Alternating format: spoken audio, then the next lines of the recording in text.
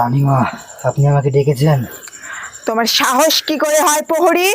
তুমি আমার অনুমতি ছাড়া তুমি কবিরাজকে বলেছো আমাকে হাজির করতে? না না রানীমা, আমি তো এগুলো বলি নাই ওকে। আর ওর সাহস কি করে হলো ও আপনাকে ডেকেছে? তুমি ওকে বলনি যে আমাদের রাজ্যে আমরা ছাড়া কোনো মানব জাতি প্রবেশ করতে পারবে না? হ্যাঁ রানীমা, আমি ওকে বলেছি। আর আমি ওকে এটাও বলছি যে এরপরে যদি কেউ যায় ওখানে তার বেঁচে ফেরা সম্ভব না, সে ওখানেই মারা যাবে। তারপরেও কেন আপনি আমাদেরকে ডেকেছেন? আমার আমার প্রহরী তো সবই বলেছে, তারপরে কেন ডাকা হয়েছে?